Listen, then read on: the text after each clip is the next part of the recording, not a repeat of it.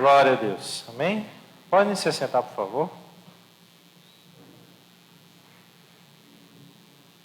Vamos lá abrir no texto que é o tema da série, em 2 Timóteo, no capítulo 3, por favor.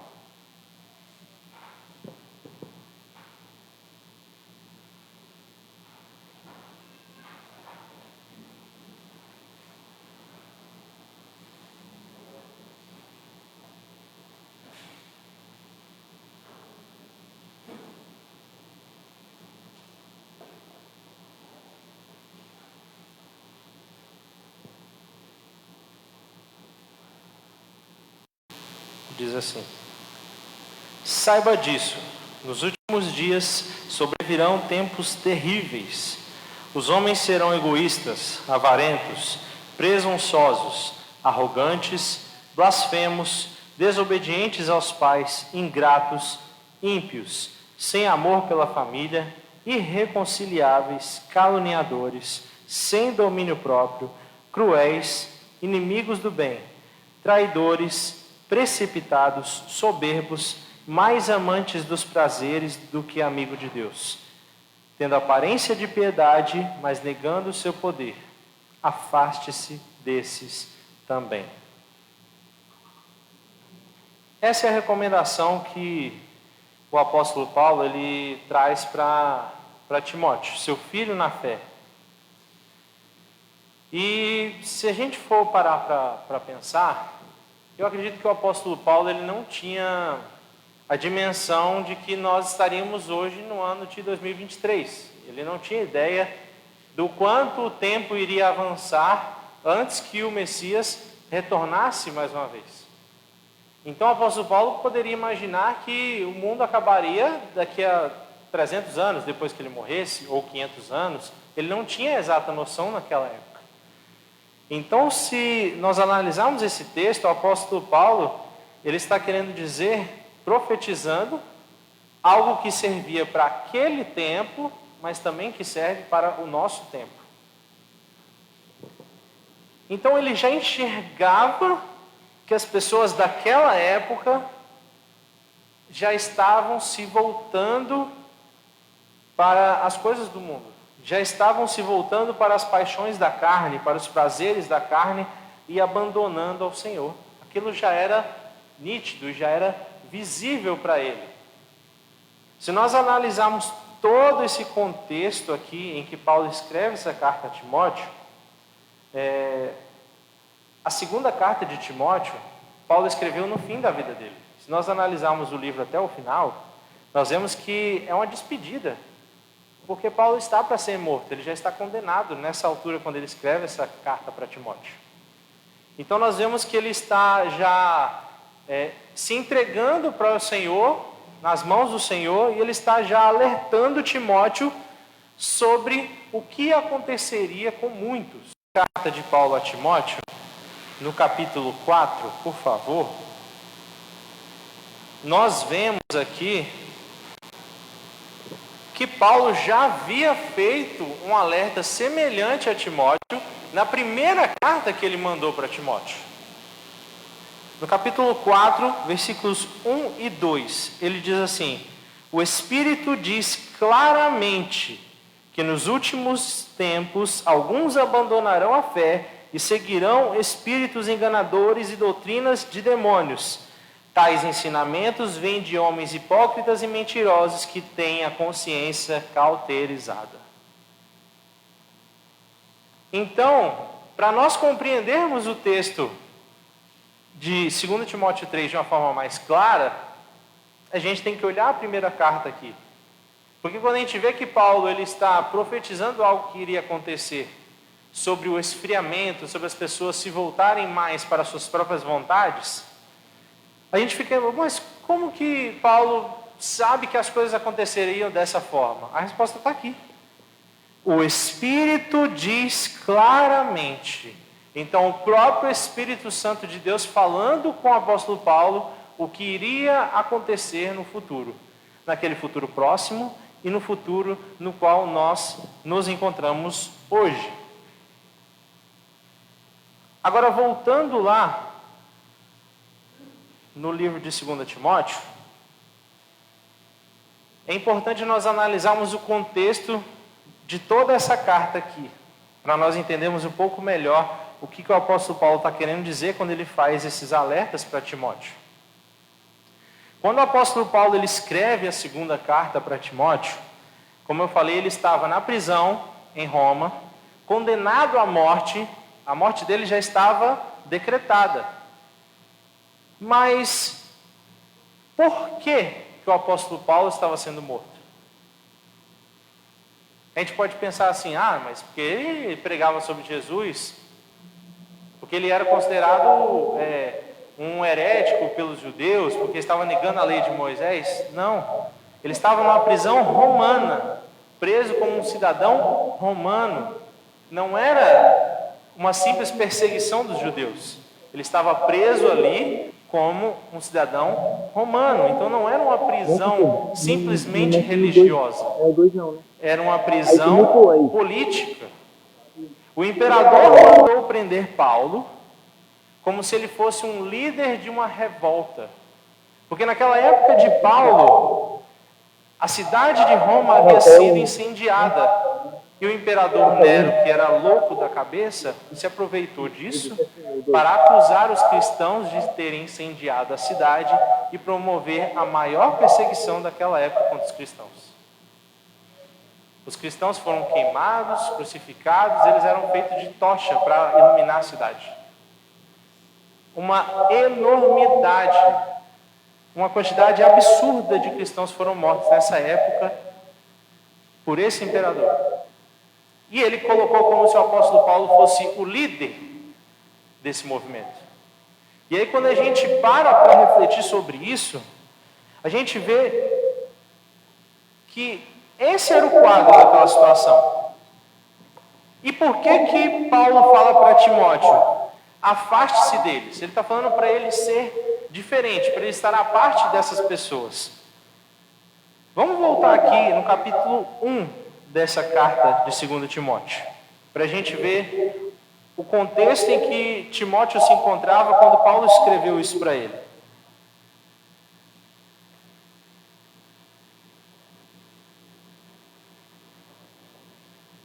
Paulo escreve assim a partir do versículo 3.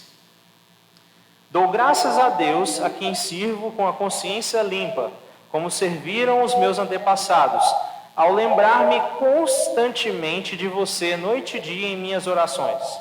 Lembro-me das suas lágrimas e desejo muito vê-lo, para que a minha alegria seja completa.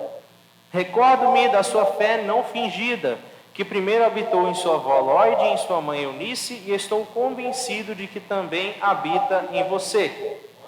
Por essa razão, torno a lembrar-lhe que mantenha viva a chama do dom de Deus que está em você, mediante a imposição das minhas mãos. Pois Deus não nos deu espírito de covardia, mas de poder, de amor e de equilíbrio. Portanto, não se envergonhe de testemunhar do Senhor, nem de mim, que sou prisioneiro nele, mas suporte comigo os meus sofrimentos pelo Evangelho segundo o poder de Deus, que nos salvou e nos chamou com uma santa vocação, não em virtude das nossas obras, mas por causa da sua própria determinação e graça. Essa graça nos foi dada em Cristo Jesus desde os tempos eternos, sendo agora revelada pela manifestação de nosso Salvador Cristo Jesus. Ele tornou inoperante a morte e trouxe a luz, a vida e a imortalidade por meio do Evangelho. E aí nós vemos o porquê que o apóstolo Paulo está tão preocupado com Timóteo. Porque primeiro, ele faz não seria uma homenagem, mas ele lembra o quanto Timóteo é querido por ele. E o quanto Timóteo tem se mostrado um homem de fidelidade, um homem fiel a Deus, que busca o Senhor. Mas nós vemos aqui que o apóstolo Paulo, nos versículos 7 e 8, ele fala: Deus não nos deu espírito de covardia, mas de poder e equilíbrio. E ele diz: portanto, não se envergonhe de testemunhar assim, comigo os meus sofrimentos pelo Evangelho. Por que ele está fazendo isso para ele? Vamos continuar aqui no versículo 13. Retenha por fé em Cristo Jesus uma doutrina que ouviu de mim. Por meio do Espírito que habita em nós. Você sabe que todos os da província de Ásia me inclusive fizeram irmãos. Senhor, conceda misericórdia à casa de Davi, porque muitas vezes ele me animou e não se envergonhou por eu estar preso. Ao contrário, quando chegou a mão, eu dirigi e até me encontrar. Conceda misericórdia naquele dia, porque sem misericórdia da parte do Senhor. Você sabe muito bem o serviços ele prestou em Éfeso. Então nós vemos aqui que, após o apóstolo Paulo ter sido preso, acusado de uma conspiração contra o Império Romano, sendo acusado e perseguido, assim como muitos cristãos naquela época, o que aconteceu? Ele foi abandonado. Ele foi abandonado. E aqueles que não abandonaram, muitos pararam. E ele viu isso em Timóteo. E aí ele faz esse alerta. Deus não nos deu espírito de covardia, mas de poder, de amor e de equilíbrio. Não se envergonhe de testemunhar do Senhor e nem de mim. Querendo dizer, Timóteo, não recue, não volte atrás. Participe comigo dos meus sofrimentos. Por quê? Porque aquele que está anunciando o Evangelho do Senhor irá padecer perseguição. Porque o Evangelho, para nós, é uma boa notícia, nós que estamos sendo salvos. Mas para as pessoas que estão lá fora, que não aceitam, que não compreendem, é ofensivo. Não é agradável. A igreja, ela incomoda. Aqueles que não são alcançados pela graça do Senhor, eles se revoltam contra, eles não aceitam. Existem aqueles que aceitam, que vêm e recebem a graça do Senhor, mas a muitos a igreja incomoda e isso gera perseguição. E gerou naquela época contra o apóstolo Paulo. E muitos o abandonaram. Muitos deixaram de testemunhar o Evangelho do Senhor e de dizer que eram discípulos de Paulo porque não queriam sofrer perseguição. E Paulo se viu sozinho. E ele cita um exemplo de um obreiro abençoado aqui, Onesíforo, que não se envergonhou e não se escondeu. E não é coincidência ele falar sobre esse obreiro logo depois de alertar Timóteo para não se envergonhar. Porque ele cita na sequência o exemplo de alguém que não se envergonhou, querendo dizer para Timóteo, meu filho, eu te amo, você é um exemplo de fé, um menino abençoado, mas você não pode recuar, você não pode parar. A perseguição vai vir muitos desafios, muitas coisas, mas você não pode parar. No capítulo 4 aqui, dessa mesma carta de 2 Timóteo,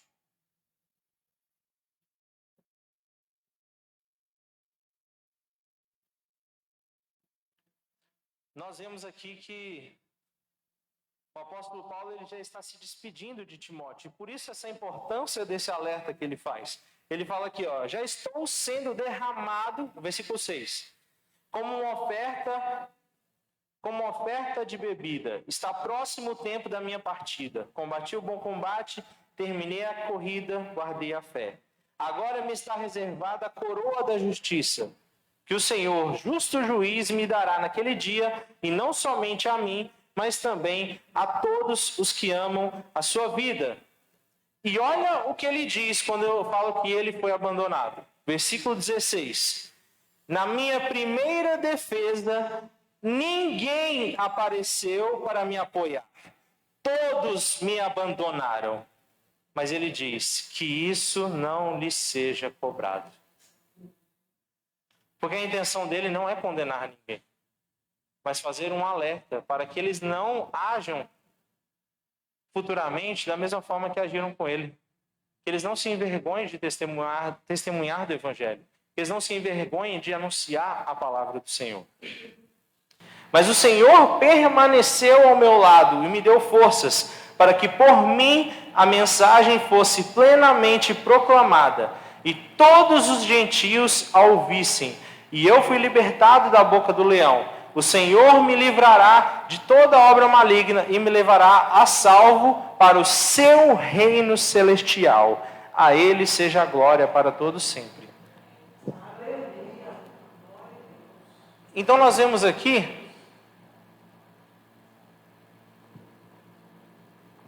que o apóstolo Paulo ele está chamando a atenção de Timóteo nessa carta, falando sobre o panorama da futura geração.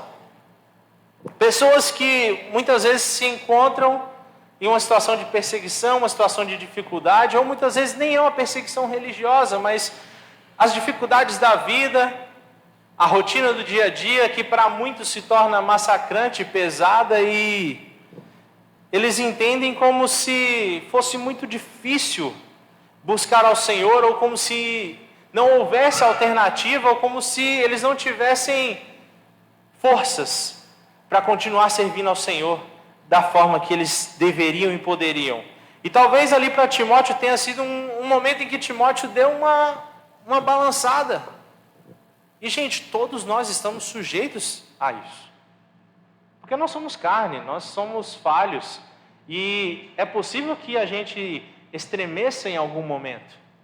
E é por isso, por esse amor que Paulo tinha pelo seu filho na fé, que ele escreve essa carta alertando Timóteo para que ele não fosse semelhante àqueles.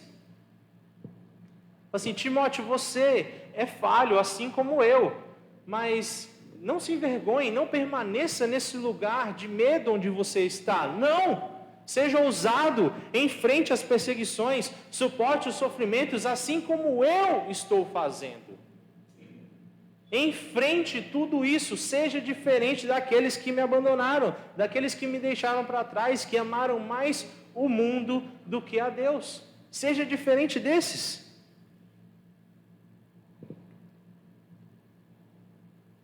No capítulo 3, no versículo 10, nós vemos aqui uma recomendação que Paulo dá a Timóteo sobre o que ele deveria fazer. Primeiro ele disse o que ele não deveria fazer, mas agora ele diz o que ele deve fazer. Versículo 10 do capítulo 3. Mas você tem seguido de perto o meu ensino, a minha conduta, o meu propósito, a minha fé, a minha paciência, o meu amor, a minha perseverança, as perseguições e os sofrimentos que enfrentei, coisas que me aconteceram em Antioquia, Icônio e Listra. Quanta perseguição suportei, mas de todas essas coisas o Senhor me livrou. De fato, todos os que desejam viver piedosamente em Cristo Jesus serão perseguidos. Contudo, os perversos e impostores irão de mal a pior, enganando e sendo enganados. Quanto a você, porém, permaneça nas coisas que aprendeu e das quais tem convicção, pois você sabe de quem o aprendeu. Porque desde criança você conhece as sagradas letras, que são capazes de torná-lo sábio para a salvação mediante a fé em Cristo Jesus. Toda a Escritura é inspirada por Deus e útil para ensino, para repreensão, para correção e para instrução na justiça, para que o homem de Deus seja apto e plenamente preparado para toda boa obra. Então, qual é a orientação que o apóstolo Paulo dá a Timóteo? Primeiro ele diz, se afaste desses que abandonaram a sua fé, se afaste desses que abandonaram os caminhos do Senhor, que têm vergonha de testemunhar sobre o Deus de Israel. Mas aí ele diz, permaneça nas coisas que você aprendeu. Permaneça fiel à palavra do Senhor. Busque, estude, coma literalmente a palavra, porque é ela quem exercita, quem fortalece a nossa fé.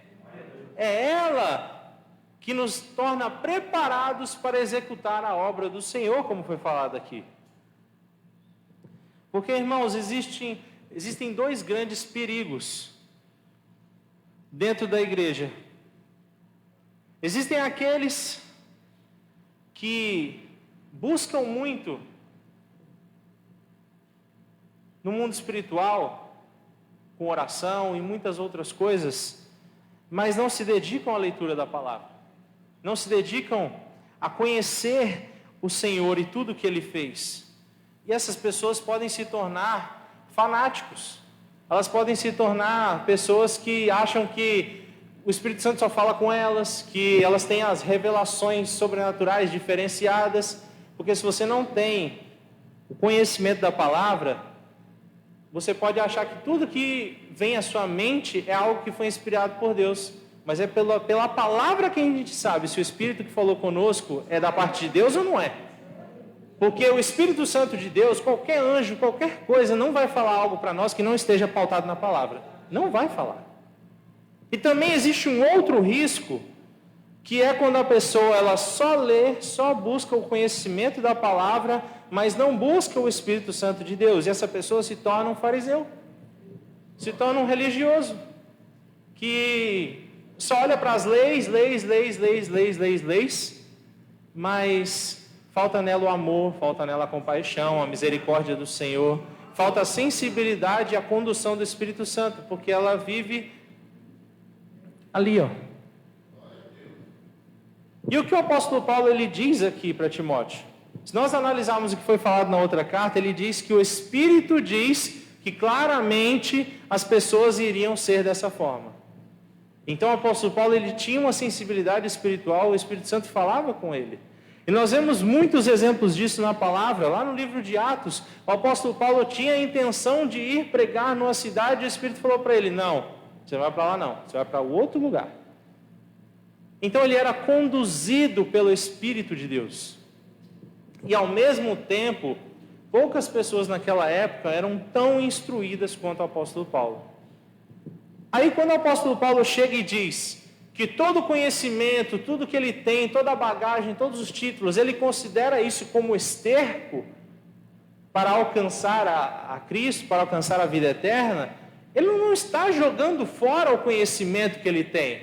Ele está dizendo que mais importante do que qualquer conhecimento que ele tenha é conhecer ao Senhor verdadeiramente. E o próprio Senhor Jesus Cristo falou com ele mais de uma vez pessoalmente. Ele foi chamado pelo próprio Senhor para ser apóstolo dele. Então nós vemos que o apóstolo Paulo ele tinha muito conhecimento, mas ele tinha muita vida com Deus. E aí quando nós olhamos para o que ele fala para Timóteo, e quando nós olhamos para nós mesmos, é que existe um modelo daqueles que irão se desviar, daqueles que irão se corromper, para aqueles que irão abandonar a fé. E são aqueles que não permanecem. São aqueles que não permanecem na palavra e são aqueles que não permanecem numa vida de busca de intimidade com Deus. E existe um alerta que o próprio apóstolo Paulo faz, que ele faz lá no livro de 1 Timóteo, que é algo tremendo. Que ele fala sobre o quanto nós temos que estar firmes na palavra. É algo assim que quando a gente olha para aquelas pessoas, a gente vê que nós não podemos ser daquele jeito. Nós temos que estar firmes. Olha o que ele falou da palavra aqui. O último texto que a gente leu, ele fala que a Bíblia é a palavra.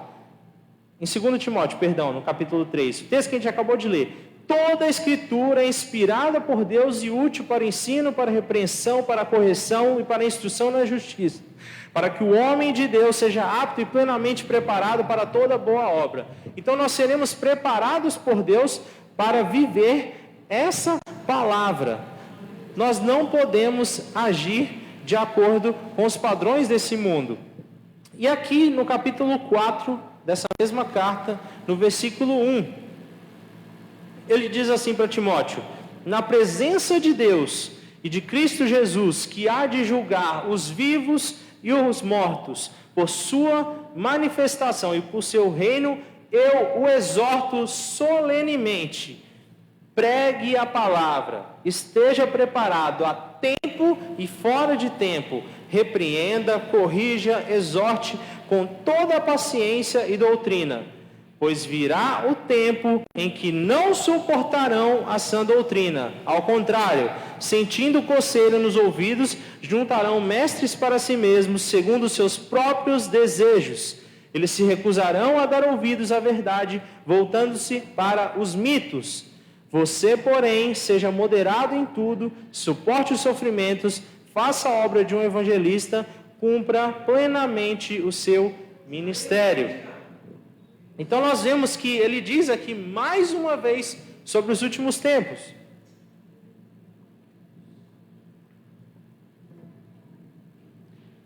Ele fala aqui que não suportarão a sã doutrina, não suportarão a palavra, não suportarão o que a Bíblia diz. Por que eles não suportarão? Sentindo coceira nos ouvidos, juntarão mestres para si mesmos, segundo os seus próprios desejos. E se recusarão a dar ouvidos à verdade, voltando-se para os mitos. E isso é o que acontece quando o orgulho entra no coração do homem. Quando ele acha que ele é o dono da verdade. Quando ele prefere dar ouvidos ao que a serpente diz e não ao que Deus diz. Porque, amados, eu não estou aqui para citar nomes, mas nós sabemos que hoje existem lugares, igrejas e outros lugares que nós temos palavras que são, digamos assim, agradáveis aos ouvidos. São palavras que deixam as pessoas confortáveis. É muito bom eu subir aqui e falar sobre o amor de Deus, é maravilhoso. Claro, Deus é amor, é uma característica do caráter de Deus. Porém, o mesmo Deus que é amor, Ele é santidade, Ele é justiça e Ele é fogo consumidor. Quando a palavra fala em Malaquias que Deus não muda, é porque todos os seus atributos permanecem os mesmos. Aquele Deus do Antigo Testamento é o mesmo Deus do Novo Testamento. E muitas pessoas acham que porque Jesus veio, que Deus ficou mais light. Não se enganem, amados, não se enganem. Se nós estamos aqui hoje, se nós temos a oportunidade de estarmos aqui de pé, respirando, saudáveis, é por causa de Cristo. É o Senhor Jesus, o sangue dele sobre as nossas vidas, que nos guarda e nos livra da ira do Senhor sobre as nossas vidas. Isso é importante falar e deixar claro, que aqueles que não têm o Senhor Jesus Cristo, sobre eles permanece a ira de Deus. A ira que irá ser derramada sobre o pecado, sobre a iniquidade, sobre todos aqueles que não reconhecem o Filho. Isso está lá em João, no capítulo 3, versículo 36.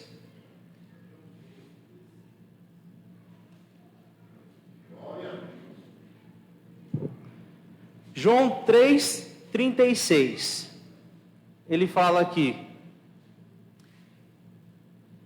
quem crê no Filho tem a vida eterna. Já quem rejeita o Filho não verá a vida, mas a ira de Deus permanece sobre ele. E isso é uma verdade que muitas vezes não é dita.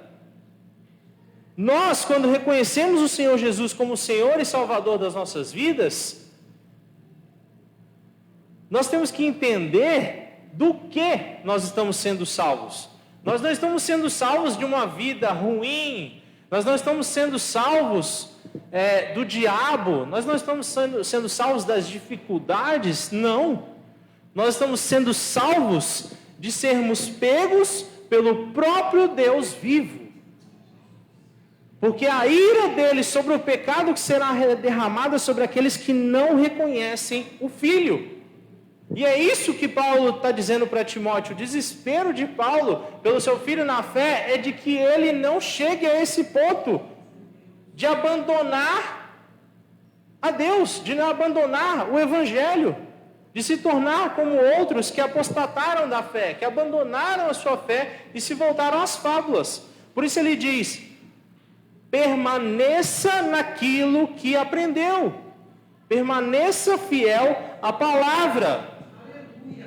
Então, amados, assim como Paulo fez esse alerta a Timóteo, fica esse alerta também para cada um de nós. Que nos últimos tempos terão pessoas que irão agir dessa forma, que irão abandonar o ensino da palavra, que irão se voltar às fábulas e irão buscar mestres segundo os seus próprios desejos. Pessoas que sejam convenientes com os seus pecados e dizem que não, está tudo bem. Mas não, nós não podemos agir dessa forma. O que Deus cobra de nós é que sejamos fiéis a essa palavra que nós ouvimos, fiéis àquilo que temos aprendido, fiéis à palavra dele e fiéis ao Senhor Jesus Cristo. Porque se temos a salvação, se estamos hoje aqui com a esperança da vida eterna, é por meio desse Jesus que morreu e ressuscitou para nos salvar.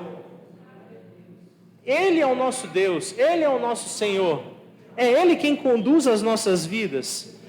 Então, nós não podemos ser voltados para os nossos próprios desejos.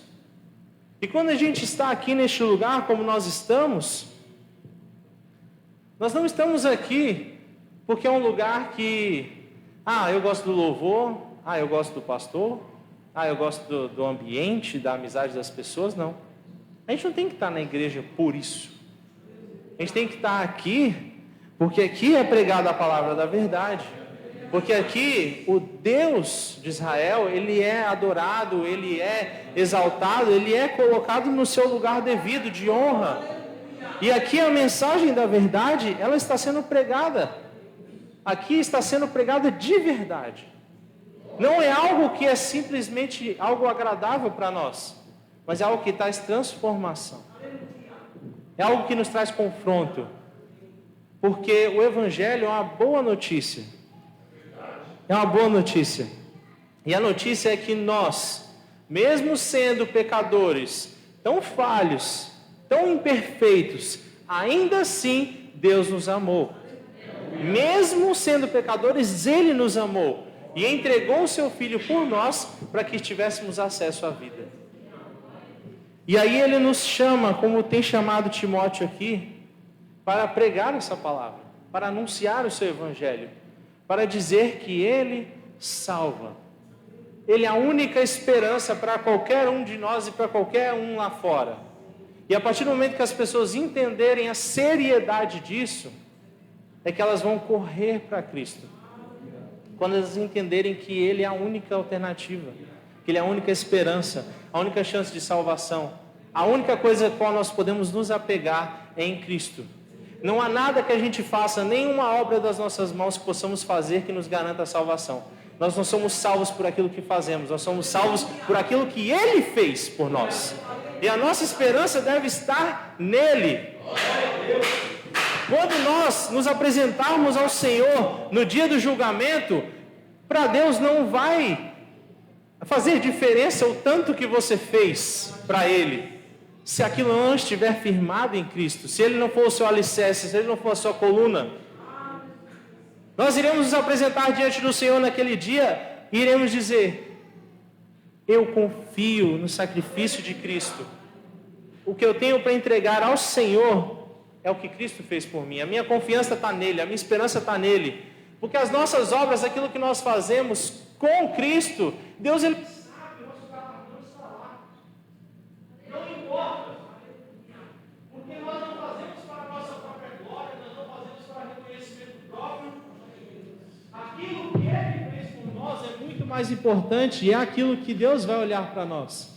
Quando nós chegarmos no dia do julgamento, quando o Senhor olhar para cada um de nós, Ele tem que olhar e ver as vestes brancas lavadas no sangue do Cordeiro. Porque se nós chegarmos lá e Ele olhar para nós e ver a nós mesmos, tudo que Ele verá será a marca, a mancha do pecado.